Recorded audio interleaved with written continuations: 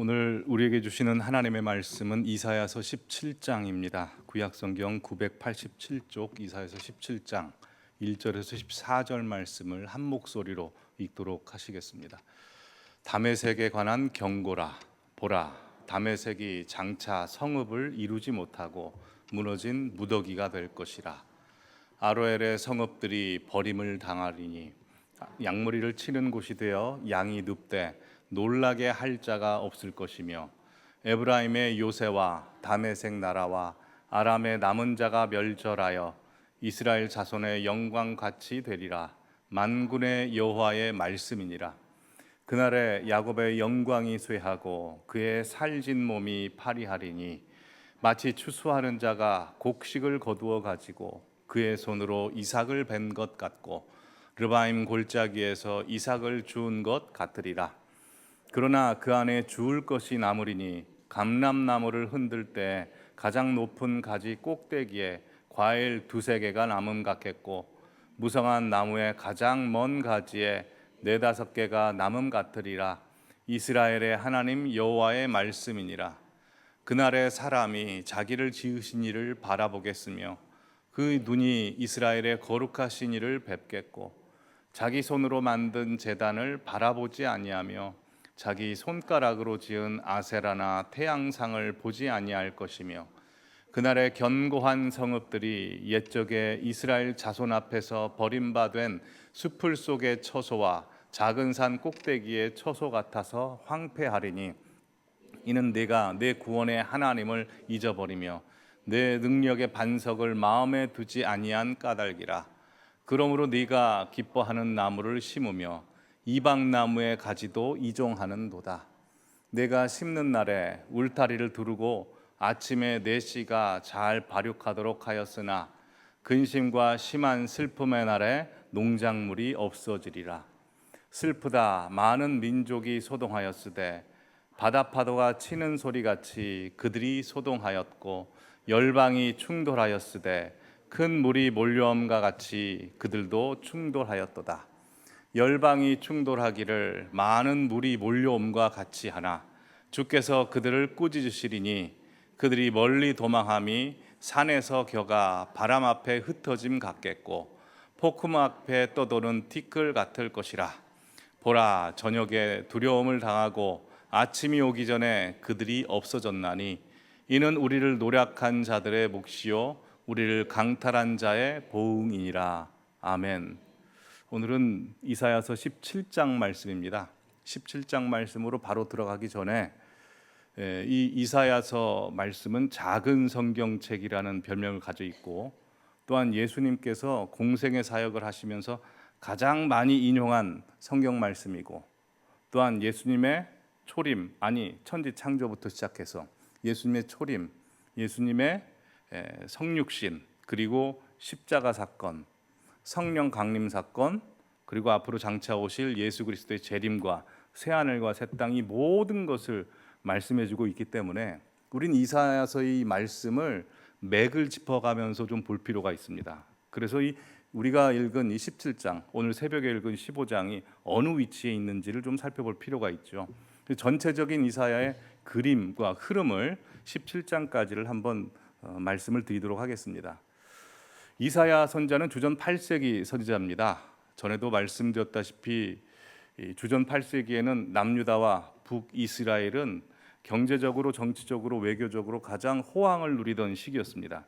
하나님께서 보실 때 영적인 눈으로 보면 이스라엘과 북이스라엘과 남유다는 가장 빈곤한 때 살고 있었습니다. 영적으로 빈곤했고, 또한 그 나라가 멸망하느냐 아니면 계속해서 존속하느냐의 기로에 서 있었을 때 있습니다. 그래서 하나님께서 가장 많은 선지자를 마구 보내실 때가 이 주전 8세기입니다.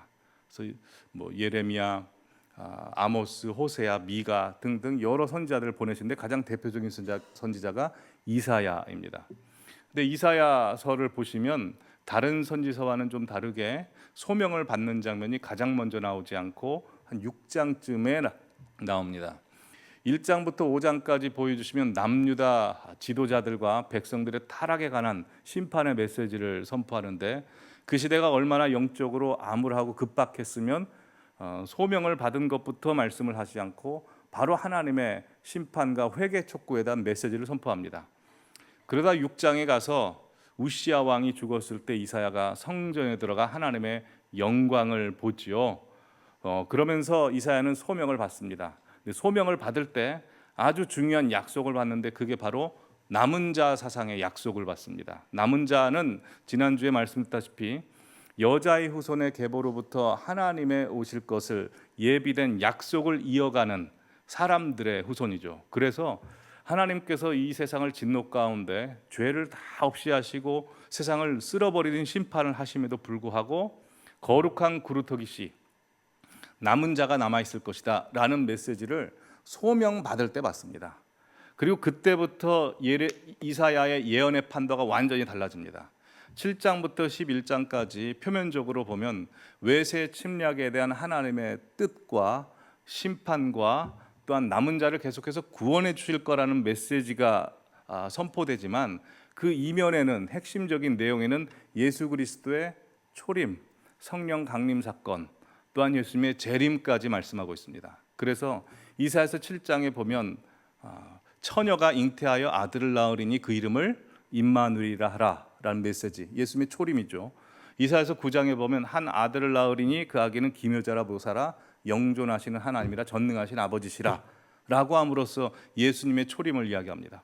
또한 이사야서 11장에 보면 이새의 줄기에서 한 싹이 나며 라고 해서 예수님의 초림을 이야기하면서 지혜의 영, 모략의 영, 다스리시는 영을 이야기함으로써 예수님의 성령 강림 사건을 예표합니다.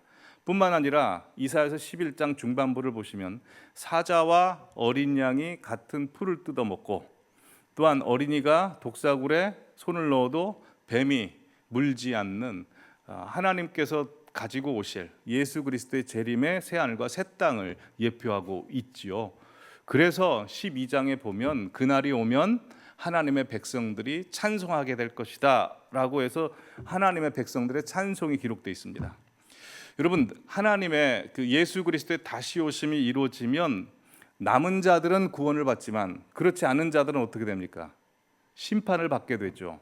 그래서 13장부터 24장까지 이방 심판에 대한 메시지가 선포되고 있고 다 끝나면 25장에 이사야의 찬송이 이렇게 나옵니다. 이 구조 맥이 좀 잡히시죠?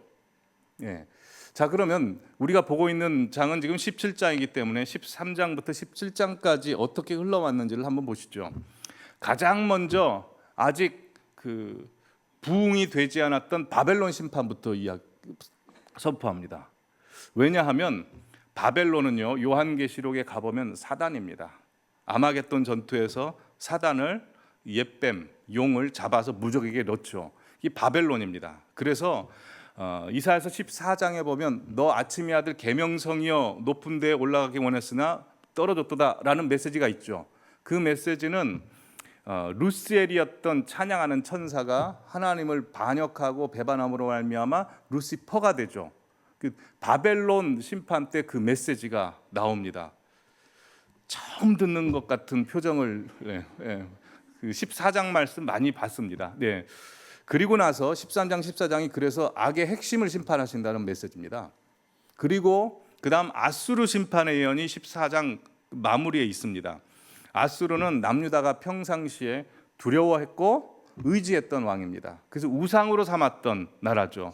우리가 살면서 믿는 사람 역시 우상으로 삼는 것에 대한 그 우상을 다 쓸어버리시겠다, 심판하시겠다 하는 메시지입니다. 뿐만 아니라 블레셋 심판이 14장 맨 마지막에 나오는데 블레셋은 이스라엘 역사상 가장 가까운 곳에 있으면서 가시처럼 이스라엘을 괴롭게 했던 나라죠. 우리 주변에도 믿지 않는 사람들 중에 그런 사람들이 있죠. 그런 사람도 하나님께 심판하신다라는 메시지로 받으시면 됩니다.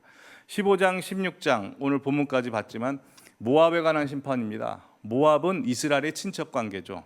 아브라함의 조카 롯이 낳은 아들입니다. 그래서 모압은 이스라엘 역사를 쭉 보면 이스라엘과 잘 지냈다가 조공을 또 바쳤다가 또 배신했다가 사이가 안 좋아졌다가 왔다 갔다 합니다. 마치 사이가 좋았다 나빴다 하는 친척 관계처럼. 그 주변의 모든 나라들을 그 주변의 이웃 나라들을 다 심판하신다라는 메시지입니다. 그런데 오늘 아침에 보셨다시피 다른 나라 심판할 때는 하나님께서 말씀을 안 하셨지만 모압 심판할 때는 모압의 남은 자들이 시온으로 돌아온다. 즉 이방의 남은 자들은 구원하신다라는 메시지가 심판의 메시지에 탁탁 껴들어가 있습니다. 그리고 오늘 성도님께서 보시는 말씀이 이제 다메섹에 관한 심판인데, 다메섹이 어디 있죠? 지금 시리아죠. 시리아의 수도입니다. 당시 이 예언이 선포되었을 때는 아람이라는 나라입니다. 자, 근데 참 신기한 게 이 지금까지 말씀드린 이 예언의 말씀이요, 2700년 정도 800년 전에 선포된 메시지였습니다. 그 당시에는 이 일이 다 벌어지지도 않았는데 하나님의 메시지가 선포됐고 다 이루어졌습니다. 이것을 통해서 우리가 반드시 알아야 되는 것은 하나님은 알파와 오메가요, 처음이요 나중이라고 했기 때문에 이 세상 모든 역사는 하나님께서 정하신 대로 가신다는 겁니다. 자, 그렇다면 이 세상 모든 역사는 하나님이 정하신 대로 가신다면 그러면 성도님들의 각 개인의 인생은 어떻게 될까요? 내가 결정하고 내가 선택하는 마음대로 가게 되는 것일까요? 그렇지 않습니다. 하나님께서는 우리 처음부터까지 다 보고 계시고 이미 다 정해 놓으셨습니다. 요한복음 21장에 보면 예수님께서 부활하시고 나셔서 예수님을 3번 부인한 베드로에게 찾아가셔서 사랑으로 그를 회복시키시고 또한 그에게 사명을 주심으로 말미암아 그의 운명이 어떻게 될 것인지를 말씀하십니다. 네가 젊어서는 마음대로 살지만 너는 나이가 들어서 이후부터는 네 마음대로 못 산다. 내가 이끌고 가는 인생을 살 것이고 결국 너는 나를 위해서 십자가에 거꾸로 매달아 죽을 것이다 라는 것을 예수님께서 이미 다 정해놓으시고 보고 계시고 그에게 운명을 가르쳐 주셨습니다. 그 은혜스러운 장면에서 베드로는 누구를 봅니까? 주님께 집중하는 게 아니라 사도 요한에게 집중하죠. 그래서 본문 보시면 쟤는 어떻게 돼요? 라고 물어봅니다. 그때 예수님께서 하신 말씀이 내가 올 때까지 그를 머무게 하고자 할지라도 네가 무슨 상관이냐. 참 신기한 게 베드로의 운명만 예수님께서 결정해 놓고 보고 계신 것이 아니고 베드로가 상관하지 말아야 될 사도 요한의 운명까지도 다 결정해 놓으셨습니다. 사도 요한의 운명은 무엇일까요? 그는 죽지 말아야 됩니다. 끓는 물에 들어가도 살았습니다. 순교 당하지 않았습니다. 그는 반모섬에서 주일날 예배드리며 예수님을 만나야 되거든요. 그래서 이 세상 끝이 어떻게 펼쳐질지, 새하늘과 새 땅이 어떻게 오고 악이 어떻게 없어지고 죄가 어떻게 사라지는지 그거를 우리에게 전해야 되는 사명이 있습니다. 그래서 그걸 기록하게 하신 거죠. 예수님께서는 그때 바로 이걸 다 보셨다는 겁니다. 동일하게 지금 이 자리에 계신 성도님들의 인생도 지금 내가 아등바등하고 걱정하고 고민하고 이거 어떻게 하지라고 하고 있지만 아무 걱정과 염려할 필요가 없는 것은 이미 주님의 뜻에 다 있다는 겁니다. 그러기 우리가 알아야 되는 것은 나로 하여금 지금 보게끔 계획하셔서 이사야로 하여금 이사야서를 쓰게 하시고 요한으로 하여금 요한계시록을 쓰게 하신 하나님의 전체적인 끌고 가시는 역사를 보고 그걸 믿고 또한 그 큰 역사 안에 작은 조각과 같은 모자이크와 같은 나라는 작은 칩의 인생을 다 결정하셨다는 것을 우리가 알고 주어진 자리에서 지금 눈앞에 있는 것 가지고 고민하고 슬퍼하고 낙마하고 옥신각신하며 사는 것이 아니고 하나님의 뜻대로 살아야죠. 왜요? 우리의 미래는 이미 다 주님께서 합력하여 선을 이룰 것으로 정해놓으셨고 하나님께서 이루어가시는 그 약속의 가장 중요한 한 지점들을 살게 하셨기 때문입니다. 그러기에 우리가 해야 되는 것은 그 하나님의 뜻을 알아서 뜻대로 이 자리에서 하나님의 뜻대로 사는 거죠. 미래를 아는 게 중요한 게 아니고 하나님의 뜻이 무엇입니까? 하나님의 뜻은 너희의 거룩함이다. 거룩하고 흠없는 거룩한 신부로서 항상 준비하시고 항상 기뻐하시고 기도하시고 또한 감사하시는 것이 하나님의 뜻입니다. 그러기에 성도님들께서 항상 인생을 사시면서 어떻게 사셔야 되냐면 즐거워하셔야 됩니다. 누구로 인해서요? 하나님으로 인해서 기뻐하셔야 됩니다. 이 교회에 나오실 때 하나님 앞에서만 눈물 흘리시고 예배당 딱 나가시는 순간 얼굴이 환해지셔야 됩니다. 할렐루야, 아멘. 얼굴 한번 연습해 보실까요? 이것도 연습 훈련이어야 됩니다. 상황이 아무리 어렵고 힘들다 하더라도 하나님께 정하신 뜻대로 나는 즐거워하고 기뻐하고 감사하고 행복하게 살 것이다. 자, 한번 훈련해 보시죠. 얼굴로 한번 보여주시죠. 네. 연습을 우리가 더 열심히 해야 되겠습니다. 네. 하여튼 인생을 즐겁게 사십시오. 행복하게 사십시오. 하나님 안에서, 연결된 안에서.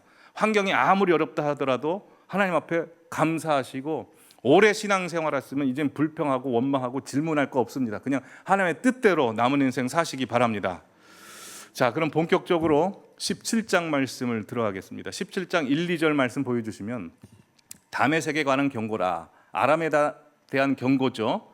보라, 다메섹이 장차 성읍을 이루지 못하고 라고 돼 있는데, 영어 성경으로 보시면 파란 글씨로 Damascus will disappear. 아주 더 심각하게 예언의 메시지를 선포합니다. 다메섹은 사라져 버릴 것이다. 뭐 어떻게 사라질 것인가? 2절에 보시면 아로엘의 성읍들이 버림을 당하리니.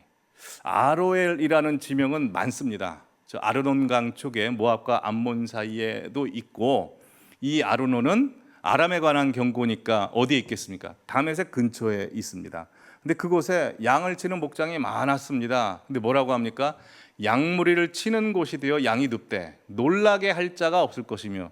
보면 무슨 이게 심판인가라는 생각이 들겠는데요. 이런 뜻입니다. 양은 많아집니다. 양 주인이 죽습니다.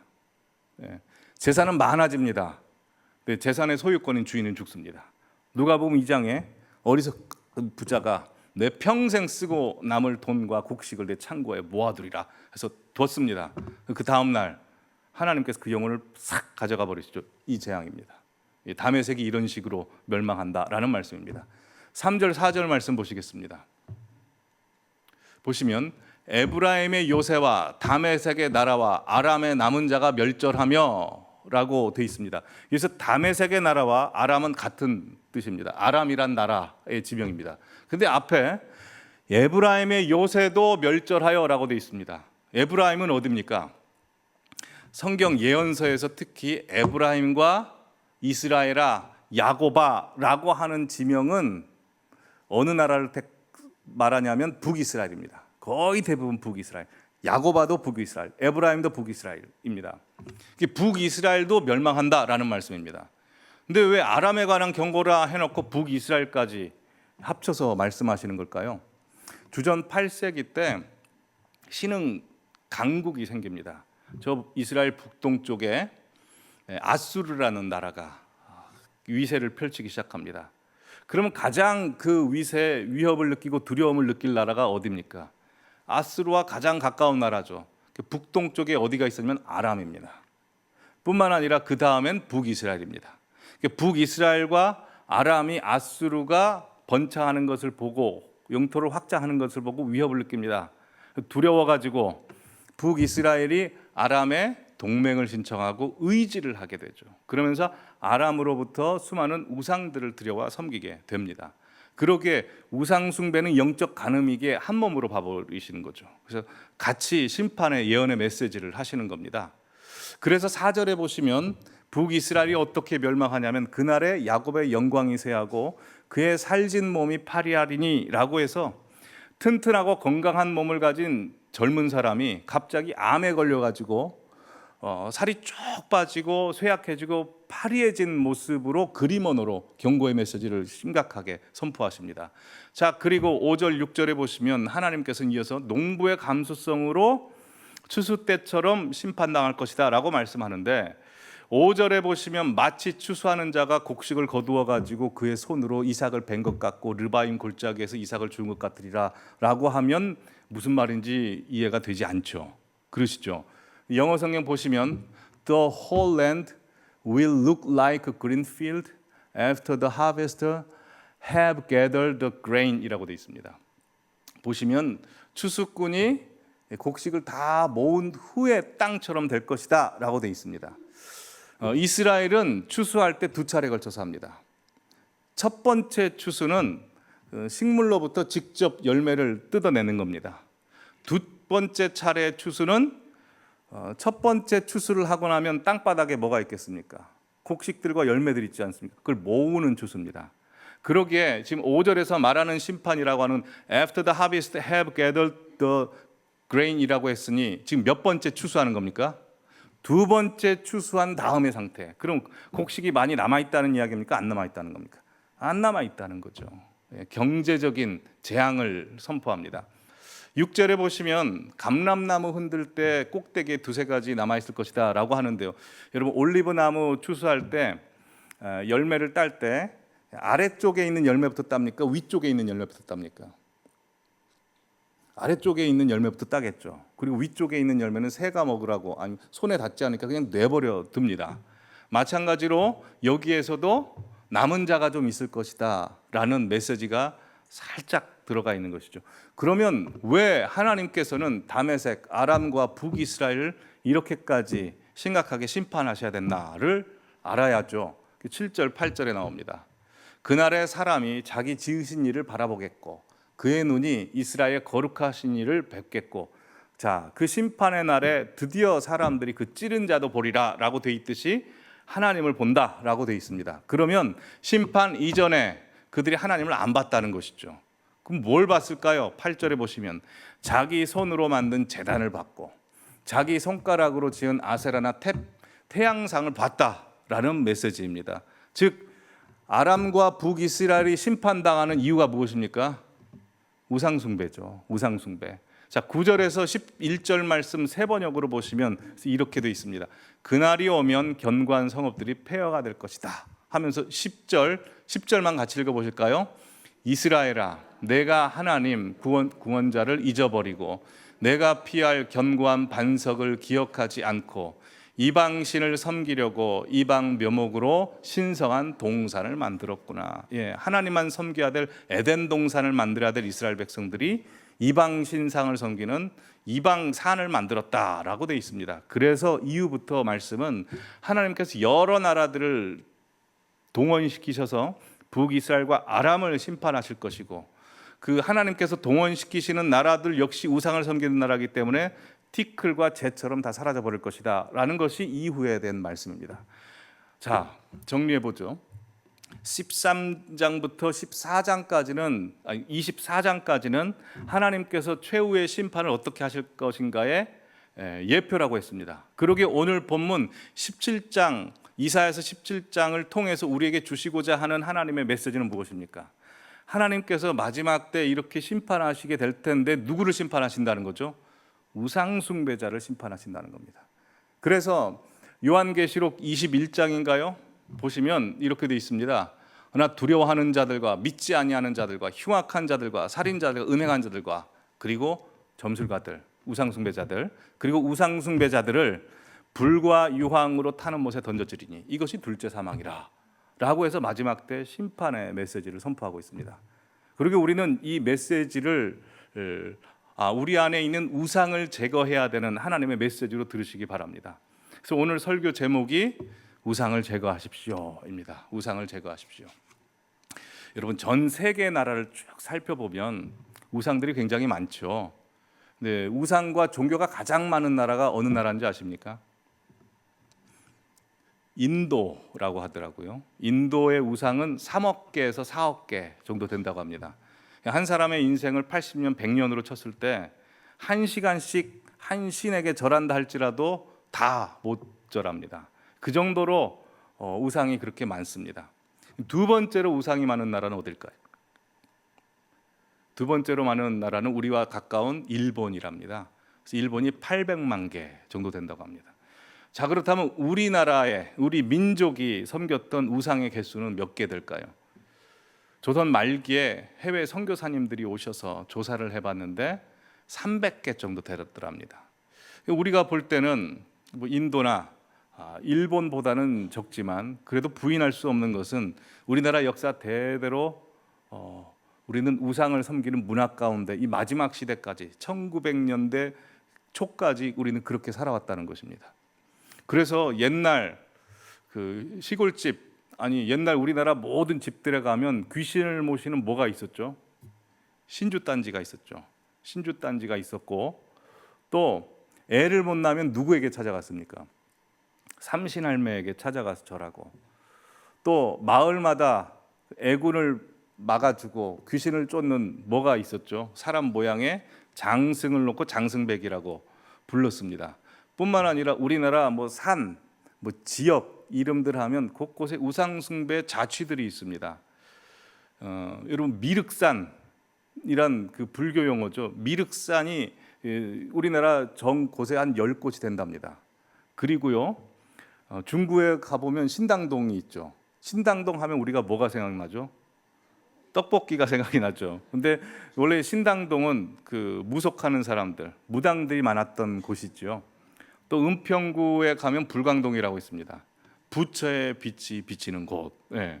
그래서 우리나라 지명과 뭐 산이나 골짜기 가보면 우상 숭배 흔적이 있는데 지금은 그게 다 사라졌죠. 그래서 지금은 뭐 점을 보러 가려고 해도 사람이 의지를 가지고 뭐 자기 시간을 내서 찾아가야 됩니다. 오히려 지금은 높이 솟은 교회 종탑이 많이 서 있죠. 자, 그렇다면 옛날 우리 조상들이 섬겼던 우상들은 이제 완전히 우리 민족 안에서 다 사라져 버린 것일까요? 그렇지 않습니다. 인간이라는 존재는 내면 깊숙이, 자아 깊숙이 어디에선가 자신의 우상을 만듭니다. 계속해서 만들어갑니다. 그래서 주님 오시는 날까지 인간의 죄를 다 멸시하시고 마귀를 처치하실 때까지 우리에게서는 우상이 계속 만들어집니다. 그러기 아까 전에 마지막 때 우상 숭배자들을 우상을 심판하신다고 하셨던 예수님의 말씀을 우리가 생각하시면서 우리 안에 혹시 우상이 있는지, 그렇다면 그 우상의 특징은 무엇인지, 또한 우상을 어떻게 제거해야 되는지 남은 시간 동안 말씀을 드리죠. 먼저 우상의 본질이 무엇인지를 우리는 알아야 됩니다. 우상의 본질은 자아숭배입니다. 자아숭배.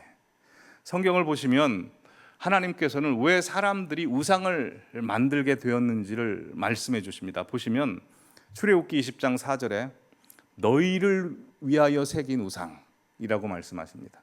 레위기도 너희를 위하여 신상, 레위기 26장도 자기를 위하여 우상을 만들지 말지니, 신명기 5장 8절도 자기를 위하여 새긴 우상이라고 했어서 우상의 핵심은 무엇입니까? 결국 자기 숭배라는 겁니다. 즉 우상을 만드는 주체도 나 자신이고 우상을 만드는 근본적인 원인과 이유도 누가 됩니까? 나라는 거죠. 왜요? 내가 나를 가장 사랑하고 나를 가장 중요하게 여기고 나를 이 세상과 인생의 가장 중심부로 놓일 때 우리는 우리 안에서 우상이 만들어지는 것입니다. 마치 천동설과 같은 거죠. 천동설은 어디가 중심입니까? 우주의 지구가 중심이고 지구를 위해서 태양과 행성들이 다 돕니다. 근데 천동설이 사실이었습니까? 아니죠. 지동설입니다.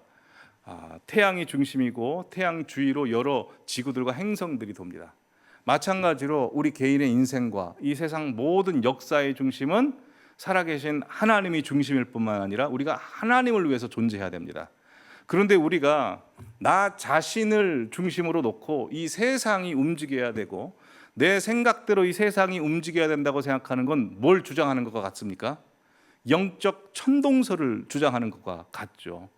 그래서 이 우상 숭배라고 하는 것은 내 자아에 딱 기생해서 자아와 결탁됩니다. 그래서 내 자아의 욕구가 투영된 게 우상입니다. 형상대로 만들어지죠. 그래서 그때마다 내 두려움과 필요에 따라서 우상이 계속해서 늘어가고 계속해서 바뀝니다. 돈이 필요할 때는 돈이 우상이고 자녀가 위할 때는 자녀가 우상이고 계속해서 바뀌는 겁니다. 근데 그 핵심은 무엇입니까? 내 자아가 비대해져서 그렇습니다. 그러기에 내 자아가 우상 숭배의 핵심입니다. 그래서 말씀 보여주시면 고집을 부리는 것이 우상을 섬기는 죄와 같다라고 했습니다. 왜요? 고집 부리는 것이 내 자아가 비대해진 것이죠. 그래서 하나님께서는 우리를 보실 때 가장 먼저 어디를 핵심적으로 보실까요? 우리의 중심을 보시죠. 외모를 보시지 않고 중심을 보십니다. 뿐만 아니라 하나님께서 에덴 동산을 만드시고 선악과를 두시는데 그걸 어디에다 두십니까? 선악과를 에덴 동산의 끄트머리 변방에 두시지 않고 동산 중앙에 두십니다. 왜요? 여기 메시지가 있죠. 너의 중심에 하나님이 계시냐? 아니면 네 자아가 있냐? 하나님의 말씀이 있냐? 아니면 네가 원하는 게 있냐?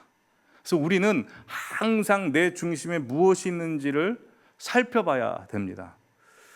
지금 내가 진짜 하나님을 찾고 있는지, 아니면 나를 섬겨줄 하나님을 찾고 있는지, 내가 하나님의 영광을 위해 살고 있는지, 아니면 나 편하게 살라고 하나님이 좀 도움을 주셔야 되는 것인지, 이걸 우리의 신앙생활 곳곳에도 우리가 살펴봐야 됩니다.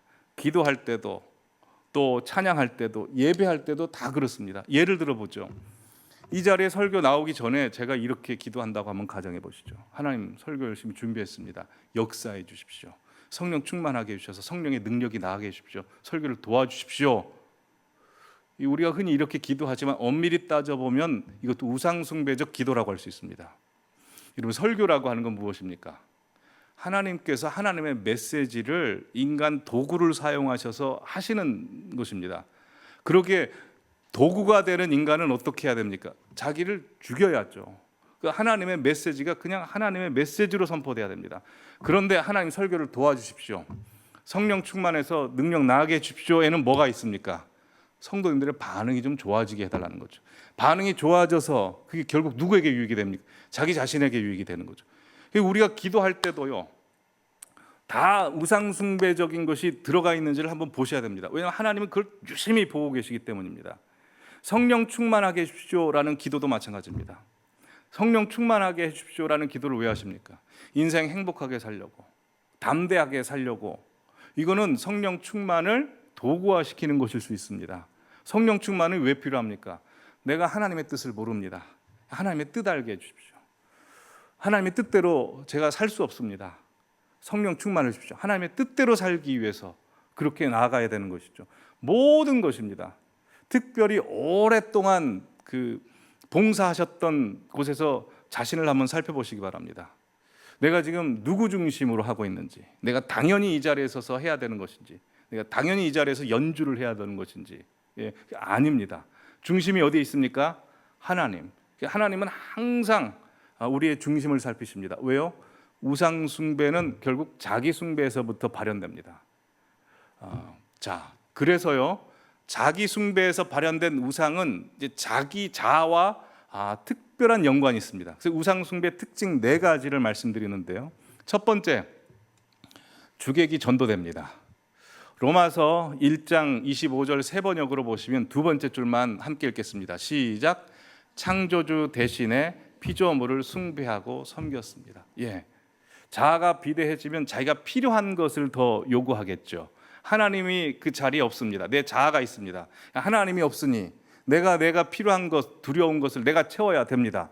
그러기에 사람이 하나님 자리에서 하나님을 끌어내리고 하나님이 주신, 나에게 주신 복들을 우상의 자리로 올려둡니다. 돈, 명예, 권세, 우리 가족, 자녀, 취미생활, 어떤 것도, 이 지금 설교하는 설교 자체도 다 내 우상이 될 수 있죠. 말하자면 이런 겁니다. 하나님이 주셨는데 하나님이 주신 것을 하나님 자리에 놓는다는 건 굴러온 돌이 박힌 돌을 빼는 것 같죠. 그래서 항상 우상이라고 하는 것은 내 주변에 있습니다.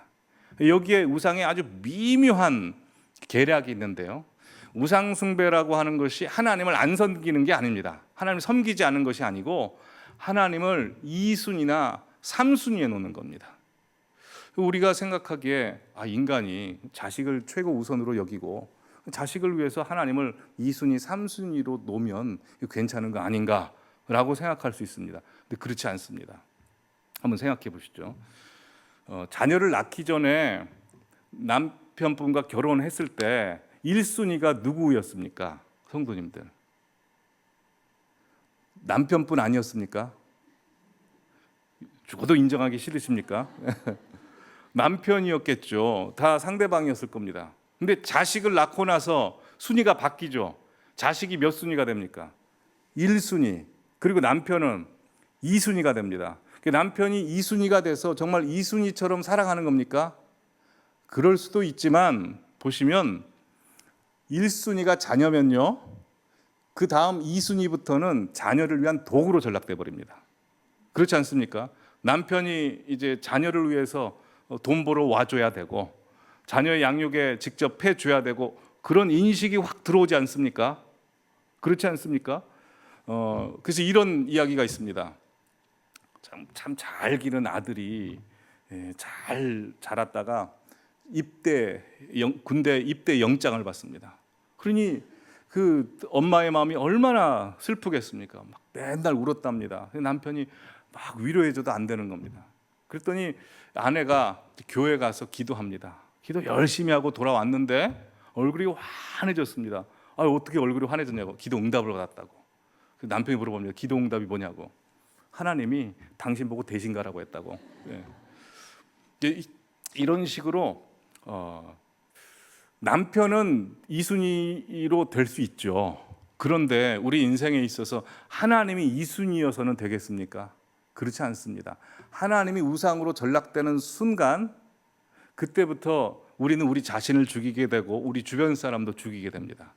그래서 예수님께서는 너희는 무엇을 먹을 것인가 입을 것인가 걱정하고 염려하지 말고 뭘 구하라고 합니까?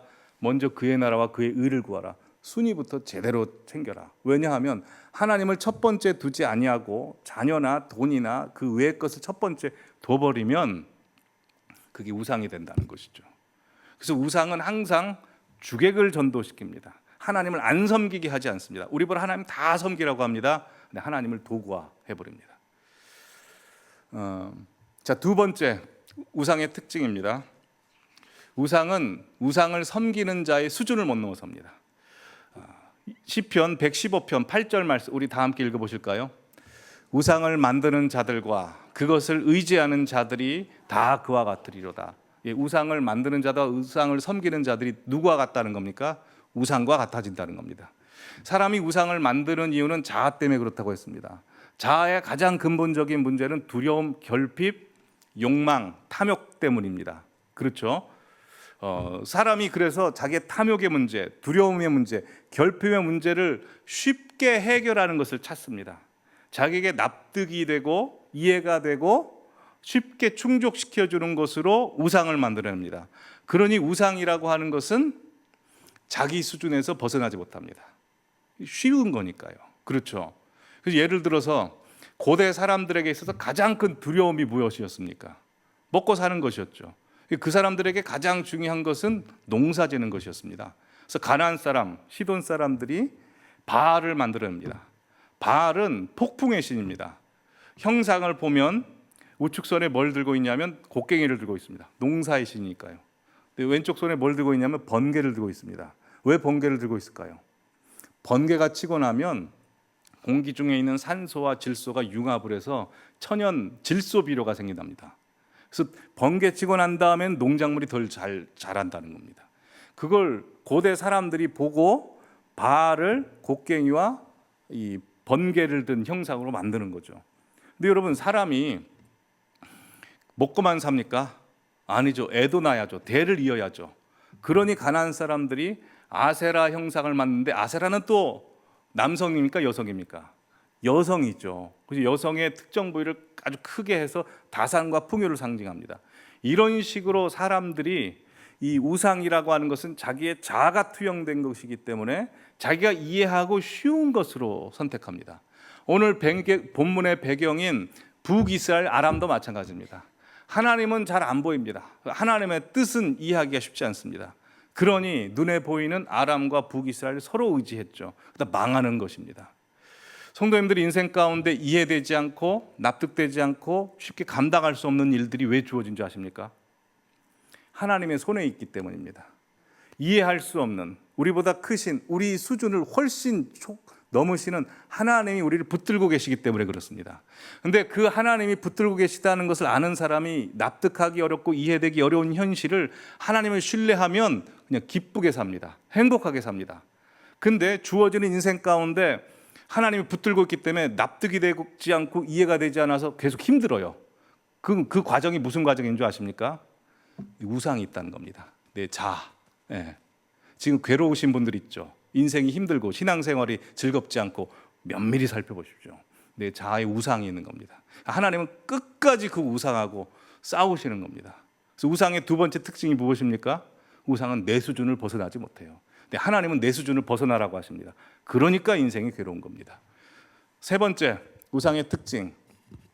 우상은 확장성이 있습니다. 우상은 우리 자아와 긴밀한 연관이 있다고 되어 있습니다. 우상의 특징은 뭐냐면 내 자아가 확장의 욕구를 갖고 있기 때문에 계속 확장되는 겁니다.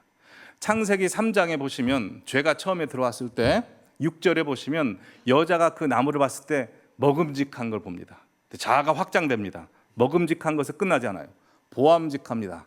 또한 보암직한 것이 끝나지 않고 지혜롭게 할 만큼 탐스럽게 돼서 결국 5절에 어디까지 자아가 확장되고 싶은 겁니까? 하나님처럼 되고 싶은 게 우리의 자아입니다. 그래서 우리의 자아를 그냥 방치해둬 버리면 어떻게 되냐면 나중엔 선을 넘어서 이웃을 해하고 이웃의 걸 뺏어 먹습니다. 그래서 골로새서 3장 5절에 보시면 탐심이 우상 숭배라는 것이죠. 자아가 비대해지고 확대해지고 강해지기 때문에 그런 것입니다. 여러분, 믿는 제자들도 이 탐심의 우상이 있었습니다. 그들이 예수님을 처음 쫓았을 때는 재산 다 버리고 아버지도 버리고 쫓았죠. 근데 그들이 왜 예수님을 쫓았는지 그 내면이 언제 드러나냐면 예수님께서 십자가를 지시기 위해서 예루살렘으로 올라가실 때 제자들과 수많은 사람은 예수님이 왕이 될 줄 알았습니다. 그래서 그 가는 길목에서 서로 싸우죠. 나를 영의정, 너를 좌의정 세워주십시오 해서 서로 누가 크냐 싸웁니다. 예수님께서 그때 뭐라고 말씀하십니다. 뭐라고 말씀하십니까? 확대되는 자아를 죽여라 이렇게 말씀하시죠. 즉 너 자신을 부인하고 자기 십자가를 지고 따라라 라고 말씀하시는 겁니다. 그러기에 우리가 자아를 죽여야 된다는 건 고로 뭘 죽여야 된다는 겁니까? 우리 우상들을 죽여야 된다는 거죠. 네, 그래서 자기 부인이 굉장히 중요합니다. 네 번째 우상의 특징. 우상은 인간의 생명력을 빨아먹고 죽입니다. 결국 인간을 죽입니다. 여러분, 뻐꾸기 소리 들으면 참 좋죠. 근데 얼마 전에 뻐꾸기에 대한 다큐멘터리를 봤는데요. 뻐꾸기는 정말 사악한 새입니다. 왜냐하면 뻐꾸기가 알을 어디다 낳은 줄 아십니까? 자기 둥지에다 낳지 않고 탕란이라고 해서 타가소 탕란이라고 해서 가장 작은 뱁새, 힘약한 뱁새 둥지에 납니다. 그럼 뱁새 둥지에 나면 뱁새가 이게 자기 알인지 아니면 뻐꾸기 알인지 구분을 못하고 그냥 품습니다. 그러면 가장 먼저 부화되는 알이 어떤 알이냐면 뻐꾸기 알입니다. 뻐꾸기가 새끼가 빨리 큽니다. 그리고 나서 하는 일이 뭐냐면 다른 알들을 땅에 떨어뜨려서 깨트립니다. 아니면 새끼들이 있으면 새끼를 떨어뜨려 죽입니다. 그리고 뱁새 어미가 양식을 가져오면 누가 다 먹습니까? 뻐꾸기 새끼가 다 먹습니다. 그래서 봄에 뻐꾹 하는 그 소리는 우리가 들을 때 참 그 정겨운 소리가 아니라 그 사륙하고 난 그 탐심이 가득한 자의 소리다라고 그렇습니다. 여러분, 근데 우상이 그렇습니다. 처음에 올 때 뱁새가 자기 알인지 이게 뻐꾸기 알인지 모르게 이렇게 옵니다. 하나님이 다 주신 복이기 때문에 다 좋다라고 생각합니다. 자녀도 그렇고 성공도 그렇고. 그래서 하나님과 끊어진 채 계속해서 그것만 추종하다 보면 어떻게 됩니까? 다 사라져 버립니다. 자기한테 있는 하나님의 신령한 복들이 다 사라져서 허무해져 버리죠. 그래서 이사야서 41장에 보면 우상의 특징을 허무함이다, 바람이다, 공허하다라고 말씀하고 있고, 창세기 2장 17절에 선악과 이 우상이지 않습니까? 선악과를 따먹는 건 우상인데 선악과를 따먹으면 어떻게 됩니까? 죽는다라고 말씀합니다.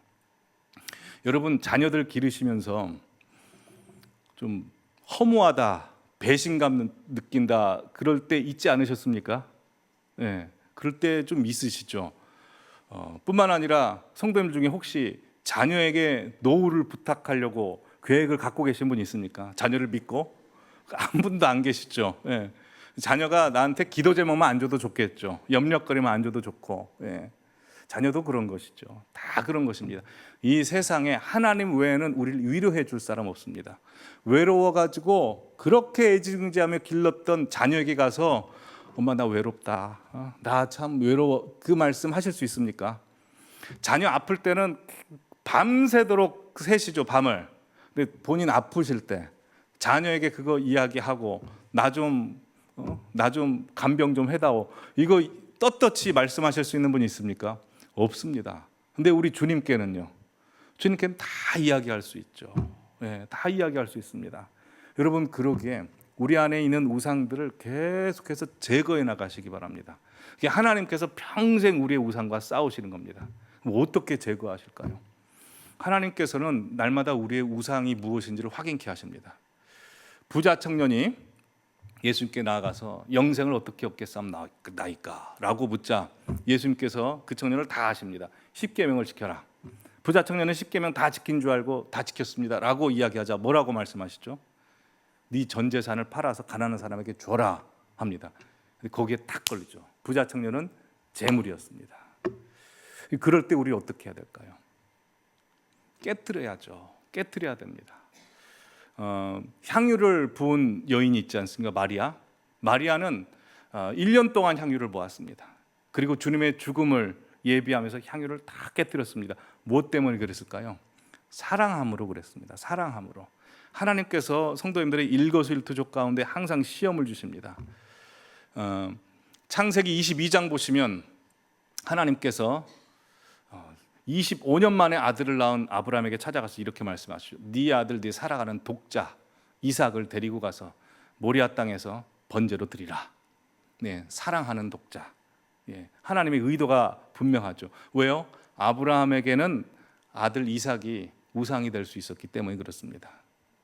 우리가 볼 때 아들을 우상으로 삶으면 그 이해될 수 있는 거 아닌가라고 할 수 있지만 여러분 어떤 우상이라도 그 우상은 나를 죽이고 자녀들을 죽이고 다 죽입니다. 그래서 하나님께서는 그 우상을 죽이셔야 됐습니다. 그래서 아들 이삭을 바치도록 하시게 하신 것이고 실제 바치게 하십니까? 아니죠. 바치게 하시지 않습니다. 다 여호와 일에 양을 예비하시죠. 여러분 아브라함이 아들 이삭을 바치러 갔을 때 그 3일 길 가죠. 힘들었을까요? 안 힘들었을까요? 우리는 힘들었을 거라고 이야기를 합니다. 저도 그렇게 설교한 적이 있는데 곰곰이 기도하고 실제 체험을 해보니까요 아브라함 힘들지 않았습니다. 우상을 이기는 길은 우상을 깨뜨리겠다고 작정하고 하나님 앞에 내 마음을 드리잖아요. 일단 드려버리고 결단해버리면 그 다음부터 하나님이 책임지십니다. 하나님 마음을 주세요.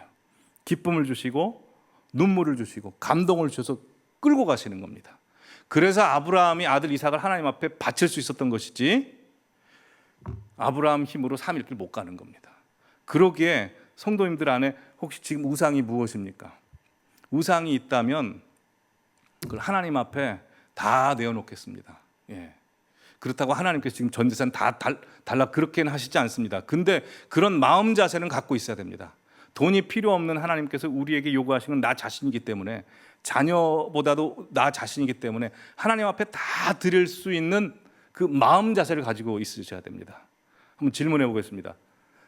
아주 최고로 공부를 하고 하여튼 돈도 많이 번 자녀 갑자기 선교사 나가겠다고 하면 성도님 어떻게 하시겠습니까? 예.